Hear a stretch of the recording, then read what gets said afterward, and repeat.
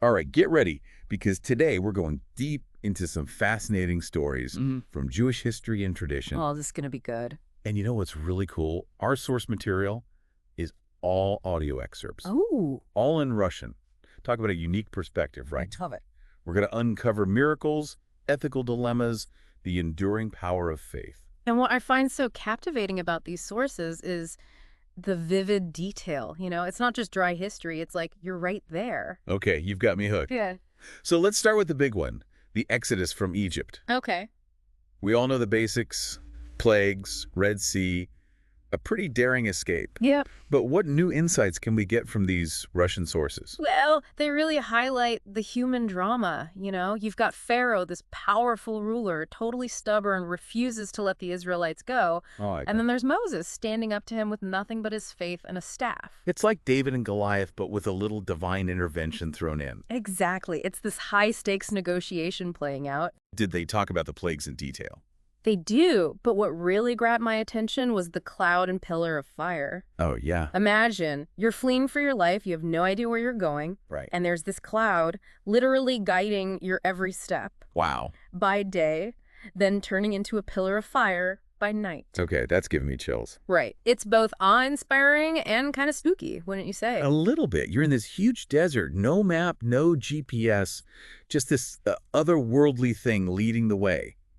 Talk about a leap of faith. Seriously, Yeah. would you blindly follow, or would doubt start creeping in? Well, the Israelites definitely had moments of uncertainty, which, makes their story even more human. So they get out of Egypt, guided by this divine GPS. Yeah. And then, what? They wander in the desert for 40 years, right? That's right. And that's where the story of manna comes in. Okay, the manna from heaven. Exactly. Now, you've probably heard about this. Of course. But what's interesting here is the emphasis on the rules surrounding it. Yeah, like they could only gather enough for each day. Oh, interesting. Except for a double portion on the sixth day. Huh. Because they weren't supposed to gather on the Sabbath. So they had to rely on this miracle every single day. And trust that there'd be enough for the Sabbath. Wow. I mean, I struggle to stick to my grocery list, let alone rely on food just appearing. Right. But that's the whole point. It wasn't just about food. It was about trusting in divine provision. Even when it didn't make sense. Exactly. Learning to let go of control. Embracing rest. Deep. It makes you think, where do we even put our trust these days? That's a question we're thinking about. But here's where things get really interesting. Oh. Even with all these miracles, human nature still finds a way to mess things up. You're talking about the golden calf. Oh, yeah, that whole idol worship thing, not their best moment. So what do the sources say about that? Well, it's dramatic. Moses is up on Mount Sinai getting the Ten Commandments right. Right. And down below, people are getting antsy. They want something tangible, something visible. So they build this golden calf and start worshiping it. Hold on. They've seen plagues, crossed the Red Sea, been fed by manna, I know. and they're still drawn to a shiny statue? Come on. It's almost funny, right? But it shows that human need for something concrete. Even after seeing the intangible. Especially after all they'd witnessed. Wow. So what did Moses do when he saw this? He was furious.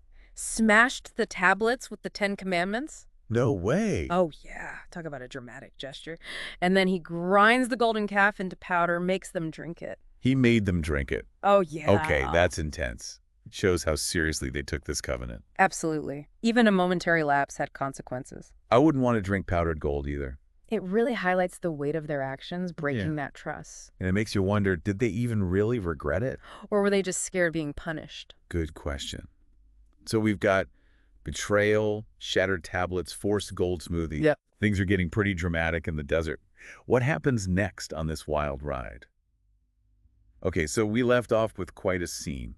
Broken tablets, powdered gold, not to mention some divine displeasure. You could say that. But the story doesn't end there, right? Yeah.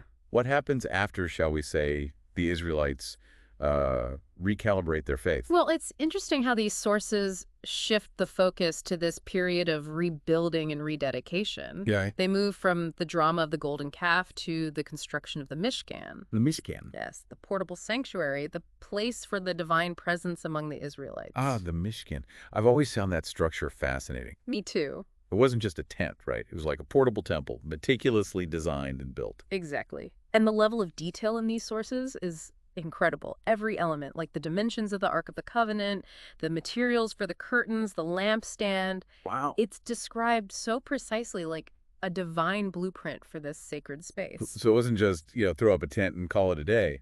Not at all.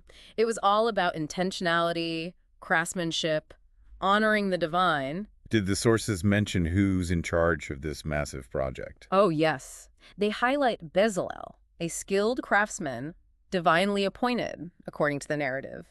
So it was divinely inspired. And he wasn't alone. He had a whole team, all these talented people working together. Okay, so it was a community effort, combining divine inspiration and human skill. That's powerful. It makes you think about collaboration, even way back then. Absolutely.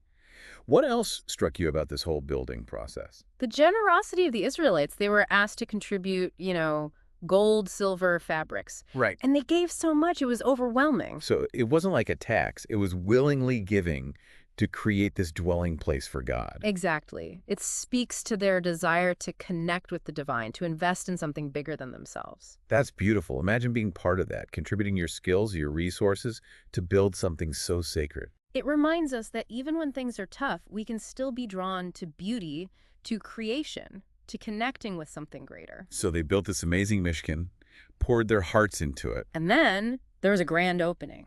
Of course there was. What happened? The divine presence descended into the Mishkan. Whoa. So their sanctuary was literally filled with God's presence. It was a moment of awe, reverence, even fear, according to the sources. Just imagine witnessing that, seeing tangible evidence of the divine among them. Right. It's like they built a bridge between the earthly and the divine. It gives me chills just thinking about it. How did they handle that, the awe and the fear all at once? That's a great question, and it's a tension that runs throughout the Exodus story. But here's another twist. Oh no, not another golden calf situation. You guessed it. Even with God right there, they falter again. Wait, they get bored with God literally hanging out with them. The sources don't give all the details, but there's a sense of restlessness, maybe doubt, boredom even. They get bored. Come on, what do you make of that? It reminds us that we're complex. Even the most amazing spiritual experiences don't erase our weaknesses. I see. They'd seen miracles, received divine laws, experienced God's presence, and they still messed up. So, what happened this time? More powdered gold? No gold smoothies this time, but it was still serious. A plague hits the camp. A plague? Yeah, a reminder that actions have consequences, even when you're afraid or unsure. It makes you think, how often do we repeat the same mistakes? Right. Do we ever truly learn? That's something we all have to wrestle with. Okay, so a second golden calf, a plague. They must have really felt the weight of straying from the covenant. What happens next? Well, amidst all this, the sources also emphasize redemption, forgiveness. They show the Israelites feeling remorse, trying to repair their relationship with God. It's good to know that even after that, there's still a path back. It makes you think about forgiveness, both divine mercy and forgiving ourselves and others. Absolutely. What else? They highlight Moses as an intercessor, pleading with God for them, seeking forgiveness. So he's like their spiritual lawyer. Exactly. Sometimes we need someone to advocate for us, to remind us we're worthy, even when we feel lost. That's powerful. So they repent, seek forgiveness, move on, more committed to the covenant now, I assume. What else happens on this desert journey?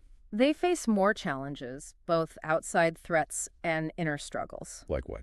Hostile tribes, tough terrain, their own anxieties, but there are also moments of divine help, protection. Sounds like quite a roller coaster. What specific examples do these sources give?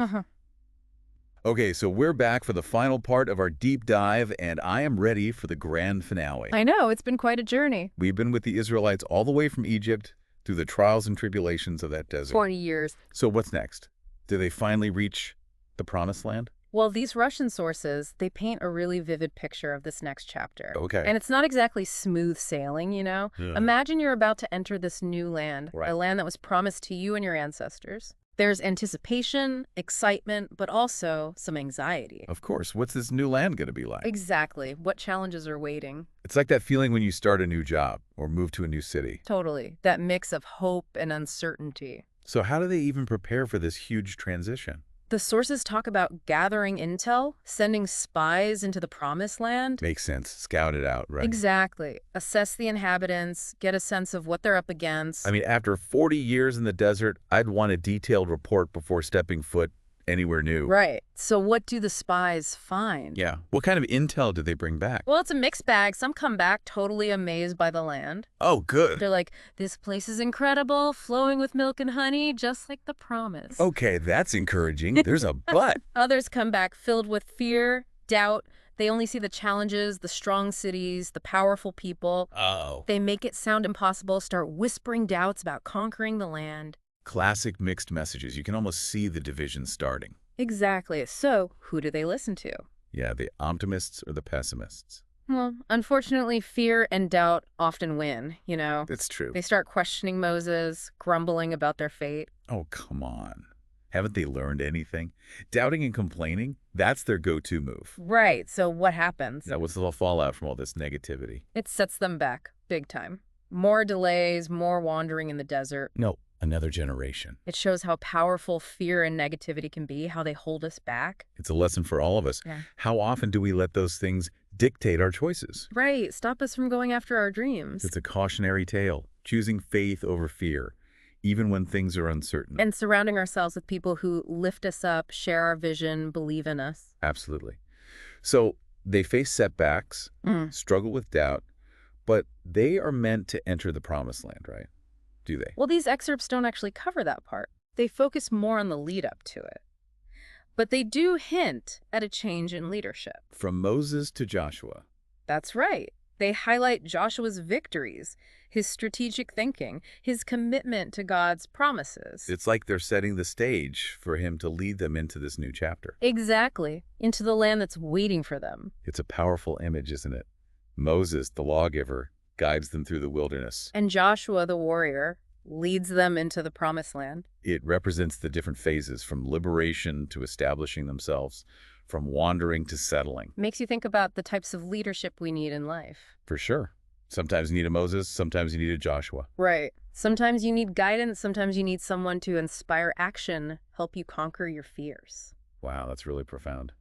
So we've reached the end of our deep dive. It's been amazing. From escaping Egypt to the Mishkan to struggling with faith and doubt, the change in leadership, all of it. These Russian sources, with their unique perspective, they've added a whole new dimension to these stories. What I find fascinating is how these ancient stories still speak to us today. Absolutely. The Israelites' journey is like a reflection of our own human experience, the challenges, the doubts, trying to find our place in the world. And we have that same capacity for faith, resilience, courage. It reminds us that even in tough times, there's always a chance for miracles, for that connection to something bigger. Exactly. So to everyone listening, keep exploring these stories, dig deeper, find the parts that resonate with you. The Promised Land, it's not just a place. It's about reaching our full potential, achieving our dreams, finding a place to truly thrive. Beautifully said. We all have the strength to keep seeking our own promised lands, even when the journey is long and uncertain. Couldn't have said it better myself. And that wraps up another episode of The Deep Dive. Until next time, keep diving deep, everyone.